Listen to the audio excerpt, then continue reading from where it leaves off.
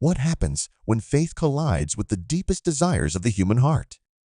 When a longing for something precious becomes a journey of unwavering devotion, punctuated by divine intervention?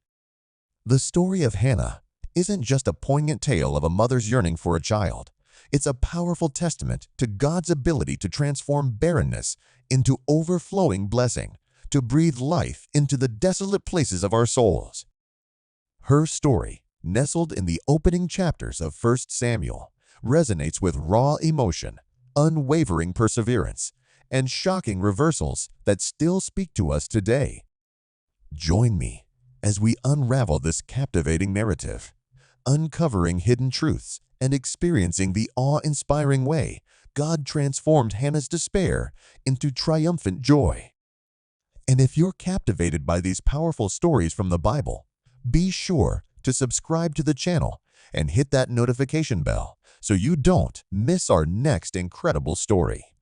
Hannah's story unfolds during a tumultuous period in Israel's history, a time of transition from the era of judges to the dawn of kings. The nation was in flux, its identity shifting, its future uncertain. In the midst of this national upheaval, a personal drama was unfolding in the life of a woman named Hannah. Her husband, Elkanah, a devout man who loved her deeply, shared her pain, a pain that cut to the core of her being. Hannah was barren. In ancient Israel, barrenness wasn't simply a personal sorrow. It was a cultural and spiritual stigma. A woman's worth was often inextricably linked to her ability to bear children, especially sons.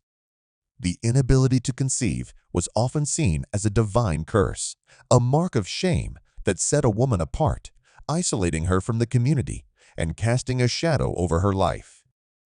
Hannah's barrenness was not just a private heartache. It was a public wound, a source of constant pain and humiliation. Elkanah, though deeply empathetic to Hannah's plight, had another wife, Peninnah, who had children. This dynamic, while common in that era, only amplified Hannah's suffering. Peninnah, perhaps unable to comprehend the depths of Hannah's pain, or perhaps blinded by her own insecurities, became a constant source of torment. She taunted Hannah, belittling her and flaunting her own children as a symbol of her perceived superiority. This cruelty, inflicted year after year, especially during the family's annual pilgrimages to the tabernacle at Shiloh, transformed what should have been joyous spiritual celebrations into occasions of immense sorrow for Hannah. Elkanah, deeply saddened by Hannah's pain, tried to comfort her. He showed her special favor, offering her a double portion of the offerings during their yearly sacrifices at Shiloh. But even his love and generosity couldn't fill the void within her, the aching emptiness that yearned for a child. His gifts, though well-intentioned, were a constant reminder of the one blessing she couldn't receive. The very act of worship, meant to draw her closer to God, became a source of fresh pain, a public reminder of her barrenness. But Hannah's story isn't simply a tale of passive suffering. It's a testament to the power of resilient faith. Her grief, rather than consuming her, fueled her pursuit of God. In a society that expected women to bear their burdens in silence, Hannah dared to break the mold. She took her anguish directly to the Lord, pouring out her heart in fervent prayer. This bold act of defiance, this refusal to accept her fate passively, set the stage for one of the Bible's most miraculous turnarounds. To truly grasp the significance of Hannah's story, we must understand the cultural and emotional landscape of her time. In a society where motherhood was the cornerstone of a woman's identity and purpose, Hannah's barrenness was not just a personal tragedy. It was a social and spiritual crisis. She was ostracized, marginalized, her value questioned by a society that couldn't comprehend her pain. Yet, despite the immense pressure, the constant whispers of shame, the taunts of her rival, Hannah clung to her faith. It was a faith forged in the fires of affliction, tested and refined by years of disappointment. In the face of Peninnah's relentless cruelty and the crushing weight of societal expectations, Hannah refused to succumb to bitterness or despair. Instead, she turned her gaze towards the only one who could truly understand and heal her pain, God. Driven to her knees by the weight of her sorrow, she poured out her heart in prayer, her words raw with anguish, yet infused with unwavering hope. It was during one of the family's annual pilgrimages to the tabernacle at Shiloh that Hannah reached her breaking point. In a moment of intense emotional outpouring, she wept bitterly before the Lord, her voice choked with sobs, her body trembling with grief. And in that moment of vulnerability, she made a vow that would change the course of her life forever. She promised God that if He blessed her with a son, she would dedicate him to His service for his entire life. This wasn't a casual promise, a fleeting bargain whispered in a moment of desperation. It was a bold, sacrificial commitment, a vow that required her to offer the very thing she longed for most. It was an act of radical surrender, a testament to the depth of her faith and the unwavering trust she placed in God, despite years of unanswered prayers and the constant sting of disappointment. The scene was so emotionally charged, so raw, that Eli, the high priest, observing Hannah from a distance, mistook her fervent prayer for drunken rambling. Her lips moved, but no sound emerged, her tears flowing freely, her body racked with sobs. Eli's initial misinterpretation speaks volumes about the spiritual climate of the time. Even the high priest, the one who should have recognized genuine spiritual fervor, was so disconnected from true heartfelt devotion that he couldn't discern the difference between a drunken stupor and the desperate prayer of a broken-hearted woman. When Hannah explained her situation, Eli's demeanor softened. He recognized the depth of her pain and the sincerity of her plea. He spoke a word of blessing over her, a simple yet profound pronouncement. "Go in peace, and may the God of Israel grant you what you have asked of Him." And with those words, something shifted within Hannah. The Bible tells us that she left the tabernacle no longer downcast, her spirit lifted by a newfound hope. This transformation wasn't a result of changed circumstances. Hannah wasn't pregnant yet. It was a testament to the power of faith, of trusting in a God who hears our cries, even in the silence. She believed, with unwavering certainty, that God had heard her prayer and would act in His perfect timing. This moment is pivotal in Hannah's story. In her despair, she could have easily succumbed to bitterness and resentment, a common human response to prolonged suffering. But instead, she chose to bring her brokenness before God, humbling herself before Him, her faith unwavering in His willingness and ability to intervene. And even more remarkable, she refused to let bitterness or jealousy consume her. Despite Peninnah's constant taunts and the societal pressures that weighed her down, Hannah kept her focus on God.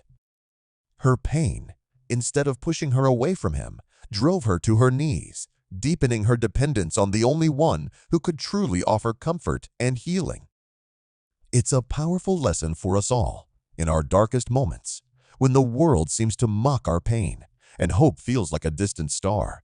We can choose to turn towards the one who hears us, the one who sees our tears, the one who understands the depths of our sorrow. Hannah's story is a powerful testament to the unwavering strength of faith and the transformative power of prayer. It's a reminder that God hears our cries, even when they're whispered in the silence of our hearts. And in His faithfulness, He answered Hannah's prayer. In time, she conceived and gave birth to a son.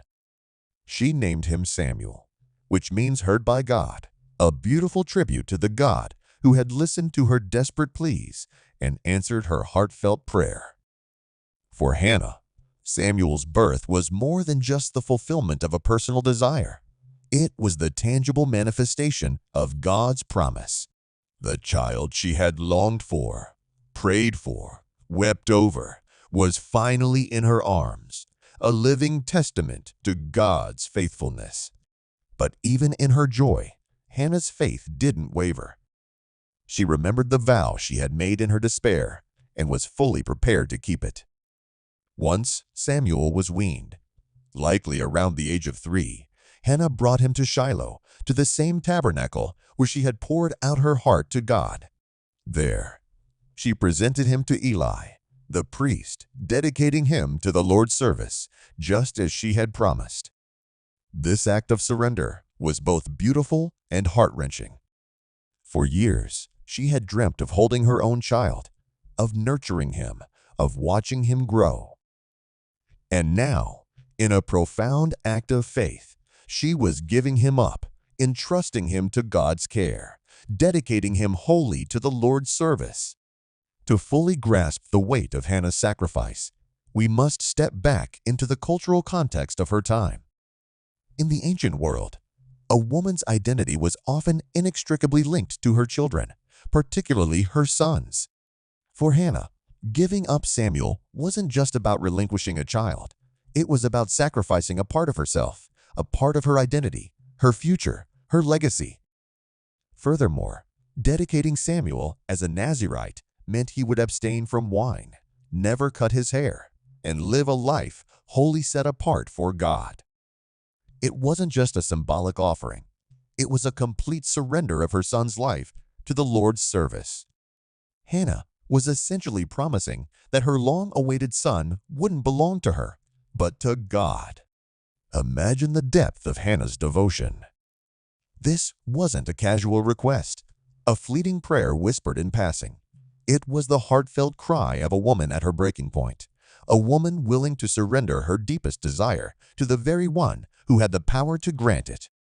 Her surrender was total, her trust in God, despite years of disappointment and sorrow, unshakable.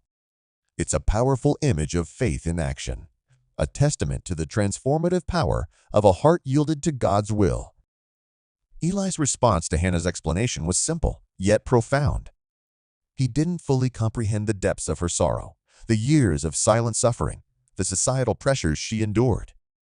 But he recognized the sincerity of her faith, the unwavering trust she placed in God. He blessed her, assuring her that God had heard her plea, that her sacrifice wouldn't go unnoticed. And with those words, Hannah's demeanor transformed. She left the tabernacle, no longer burdened by despair, her spirit lifted by a newfound hope. This shift in her attitude highlights the power of faith and trust in God. Though her circumstances hadn't changed, her heart had. She believed, with unwavering certainty, that God had heard her and would act in His perfect timing. The significance of this moment cannot be overstated. In her desperation, Hannah could have easily succumbed to bitterness and resentment, emotions that often fester in the face of prolonged hardship. Instead, she chose a different path. She brought her brokenness before God in humility and faith, trusting in His willingness and ability to intervene. It's a powerful lesson for us all. Even in our deepest pain, when the world seems to mock our hopes and dreams, we can choose to turn towards the one who hears us, the one who sees our tears, the one who understands the silent cries of our hearts. And what's even more remarkable is that Hannah didn't allow bitterness or jealousy to consume her. Despite Peninnah's constant taunts and the societal pressures that weighed her down, she remained focused on God. Her pain, instead of creating a chasm between her and the divine, became a bridge, drawing her closer to the one who could truly offer comfort and healing. It's a powerful reminder that our struggles, our heartaches, can either drive us away from God or draw us deeper into His embrace. The choice is ours. Hannah's story is a beacon of hope, a testament to the strength of faith and the transformative power of prayer. And God, in His faithfulness, honored her unwavering trust. In time, Hannah conceived and gave birth to a son. She named him Samuel, which means heard by God, a beautiful and poignant reminder of the divine encounter that had changed her life forever. For Hannah, Samuel's birth wasn't just the fulfillment of a personal longing. It was a tangible expression of God's promise, a living, breathing miracle that filled the void in her heart and vindicated her years of silent suffering. But Hannah's faith didn't end with Samuel's birth. She remembered the vow she had made in her desperation, a vow that would require an even greater sacrifice. Once Samuel was weaned, at the tender age of 3, Hannah brought him back to Shiloh, to the very tabernacle where she had poured out her soul to God. There, she presented him to Eli, the priest, dedicating him to the Lord's service, just as she had promised. This act of surrender was both beautiful and heartbreaking. She had longed for a child, dreamed of holding him, nurturing him, watching him grow. And now, in an extraordinary act of faith, she was giving him up, entrusting him to God's care, dedicating his life to the service of the Lord. It's essential to understand the profound significance of Hannah's actions. This wasn't just a symbolic gesture, a temporary parting. Samuel would live at the tabernacle, serving God under Eli's guidance, separated from his family, his home. Hannah would only see him occasionally. For most mothers, the thought of such separation would be unbearable. But Hannah's faith transcended her maternal instincts. She trusted God completely with Samuel's future, believing that his life, dedicated to God, would have a far greater impact than anything she could have envisioned for him. This act of dedication speaks volumes about Hannah's unwavering faith. She could have easily rationalized keeping Samuel at home, convincing herself that she could raise him to love and serve God within the familiar comforts of family life. But she had made a vow, a sacred promise to the Almighty, and she was determined to honor it, regardless of the cost. Her obedience was absolute, even when it meant sacrificing the most precious thing in her life. This kind of unwavering faith, a faith that chooses obedience, even in the face of profound personal sacrifice, is rare. And it's this extraordinary faith that makes Hannah's story so inspiring, so enduring. What many people don't realize is that Hannah's story doesn't end with Samuel's dedication. God, in his infinite grace and faithfulness, blessed her with more children, 3 more sons, and 2 daughters. Her sacrifice was honored, her faithfulness rewarded beyond anything she could have imagined. This remarkable turnaround underscores a powerful truth. When we trust God with our deepest desires, He not only meets our needs, He often exceeds them in ways we could never foresee. It's a reminder that God's plans are always bigger than our own, that His blessings often come in unexpected packages, and that His timing, though sometimes mysterious, is always perfect. But the significance of Samuel's birth extends far beyond Hannah's personal joy. He would grow to become one of the greatest prophets in Israel's history, a pivotal figure who would guide the nation through a critical period of transition. He anointed Saul, Israel's first king, and later he anointed David, a man after God's own heart, the king who would establish the lineage from which Jesus Christ would eventually descend. In many ways, Samuel's life and ministry were the direct result of Hannah's faithfulness, her willingness to surrender her deepest desires to God's will. Her sacrifice paved the way for the fulfillment of God's larger plan for His people. Hannah's story isn't just a historical account. It's a timeless example of how God uses ordinary people to accomplish extraordinary things. Her faith, her perseverance, her radical obedience had a ripple effect that extended far beyond her own life, shaping the very future of Israel. And it all began with a simple, heartfelt prayer, a prayer whispered in the silence of the tabernacle, a prayer that God heard and answered in a way that defied all expectations. After dedicating Samuel to the Lord, Hannah's heart overflowed with gratitude.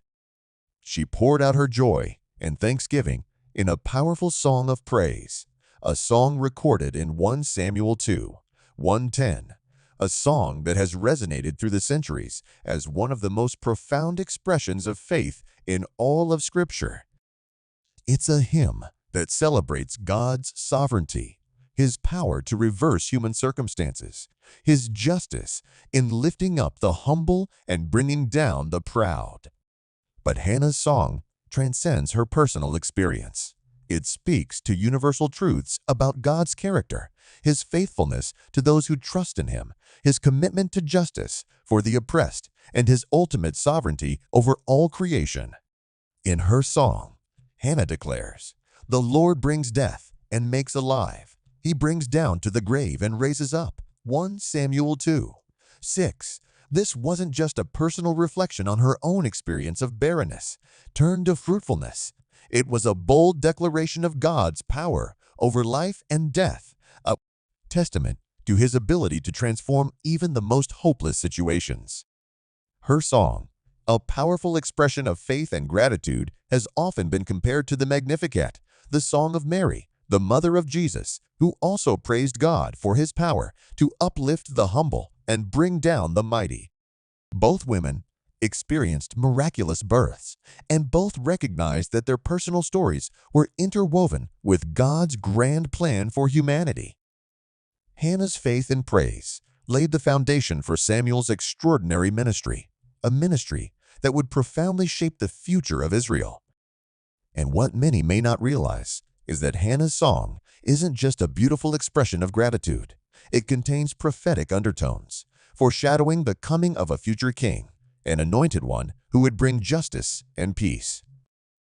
This prophecy points not only to the coming of David, whom Samuel would eventually anoint as king, but even further to the coming of Jesus, the ultimate fulfillment of God's promise of salvation, the King of Kings who would bring true and lasting peace to the world. Hannah's story is far more than just a heartwarming account of a miraculous birth. It's a legacy of faith that continued through her son, Samuel.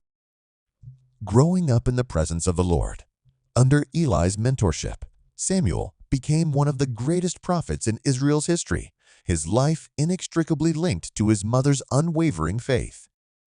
He was instrumental in guiding the nation through a turbulent transition from the rule of judges to the establishment of kings.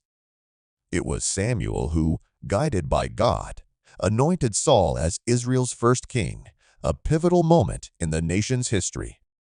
And later, it was Samuel who anointed David, a man after God's own heart, the king who would not only unite the nation, but also establish the lineage from which Jesus Christ, the Messiah, would eventually come. Hannah's faith, her perseverance, her radical obedience had a ripple effect that shaped generations, her legacy interwoven with the very fabric of Israel's destiny. Hannah's story is a timeless example of how God uses ordinary people to achieve extraordinary purposes. Her faith, her perseverance, her unwavering obedience had a profound impact, not just on her own life, but on the history of Israel.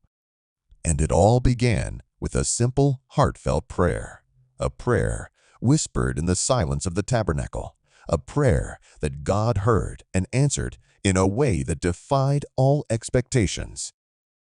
As we reflect on Hannah's story, it's crucial to remember that God is still in the business of answering prayers. He may not always answer in the way we expect or in the time frame we desire, but His answers are always perfect, always aligned with His greater plan, a plan far grander and more intricate than we can often comprehend. And just as He did for Hannah, He can transform our barrenness into overflowing blessing, our sorrow into uncontainable joy, our despair into unwavering hope.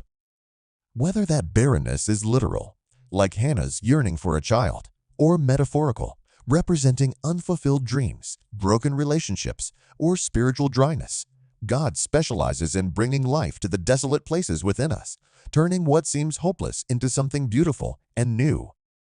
Hannah's legacy isn't just about the son she bore, it's about the extraordinary faith she embodied. She's a timeless example of persistent prayer, unwavering trust in God's promises, and radical obedience, even when it demanded profound personal sacrifice. Her story continues to inspire believers to this day, reminding us that God is always at work, even in our most desperate moments, weaving our struggles, our heartaches, and our deepest desires into His perfect plan. So, as we conclude this reflection on Hannah's powerful story, let's remember that God is still attentive to our cries, still capable of bringing life to the barren places within us and around us. He is the God who sees, who hears, who answers. He may not always answer in the way we expect or according to our preferred timeline, but His plans are always perfect, always infused with a wisdom that transcends our limited understanding. And just as He did for Hannah, He can transform our deepest sorrows into the greatest joys, our most profound disappointments into the most unexpected blessings. Hannah's story is a powerful reminder that God listens, that He cares, and that He is faithful to His promises. It's an invitation to bring our brokenness, our longings, our deepest desires before Him, trusting that He is both willing and able to intervene in our lives. If this story has touched your heart, if it has reminded you of God's power to transform impossible situations into overflowing blessings, then be sure to subscribe to the channel so you don't miss out on more incredible Bible stories that reveal the depth of God's love, His boundless power, and His unwavering purpose for our lives.